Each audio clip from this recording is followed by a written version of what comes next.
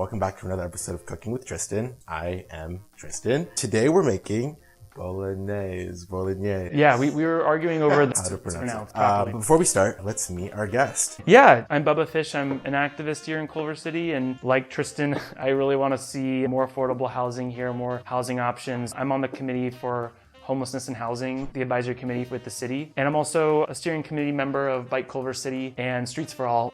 All right. Well, I guess let's just start with talking about the recipe because we already have some things going. We have so much happening right now. We have 2 big cans of tomatoes, 2 of these. This is a recipe I've never made before, but my dad has made many, many times. We were on the phone and he just listed out everything we needed to do. So this could go horribly wrong. Oh, did I mention this is a meatless bolognese? This is gonna be meatless for all you environmentally friendly folks. When I told my dad we want to use Beyond Meat, triggered. He's like, that's not bolognese. I feel like that's probably good. Okay. He was like, that's not my recipe. Don't tell me anything about this.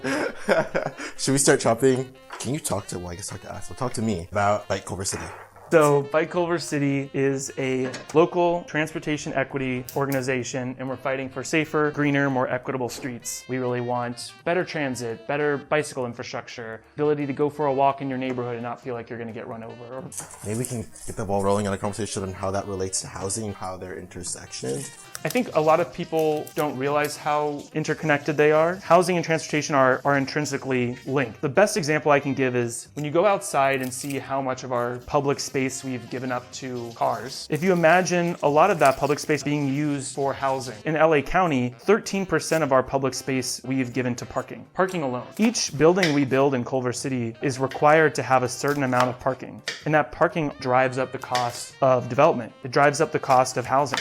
And we're subsidizing that, right? Like everyone that pays rent is subsidizing having a parking spot. And a lot of people don't need a parking spot or even want a parking spot, but they're paying for a parking spot. Like the fact that downtown is surrounded on all sides with major parking complexes and very little housing. Each of those huge parking complexes could be housing where people live and just, they don't need to park because they could just walk there. And then you're solving like multiple crises at one time. We play with our food here. It smells really good. Yeah, it smells good. Oh, and the last thing we need to chop is this, and then we're all chopped out. I'm like a big garlic fan. Are you a garlic fan? I have never once in my life eaten something and said this has too much garlic in it. Why I wanted to circle back on your comments because you said people don't need cars or want cars, but I also think that a lot of people can't afford cars. They cost $10,000 a year on average per family. And that's something that I think we take for granted a lot. And I think that so much of that could be changed if we had more affordable housing in our cities, because then we have bikeable, walkable, and robust public transportation, and we get to save a bunch more money, and we get to save our planet. Triple threat. Triple threat. Yeah. There we go. Should we put the pasta in right now? Yes. We got our fettuccine here.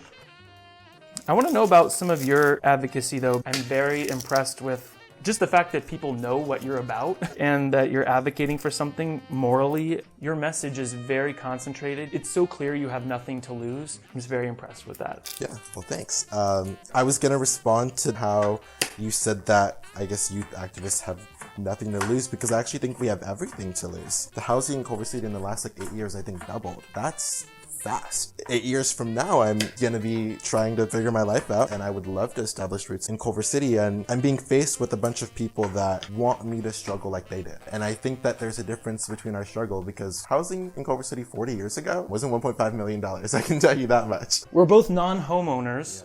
And it would be nice to be able to afford a home. Yeah. I make decent money, I'm not struggling, and I cannot for the life of me afford almost anything here beyond like a literal dumpster scrap of dirt. So we're screwed, man. Yay, we're screwed. What do you think? I'm feeling like it's a little thick with 2 C's. Yeah. Okay.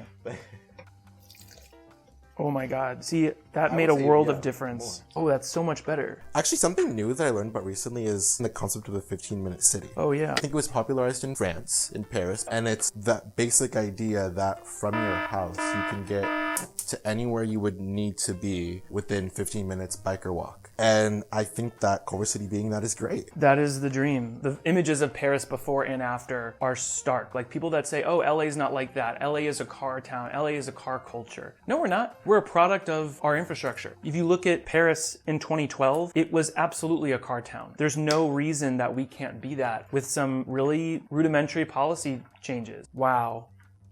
I mean, look at this. This pasta loves housing and transit. This Bolognese wants more Bolognese neighbors. Yeah. Cheers. Whoop. Here we go.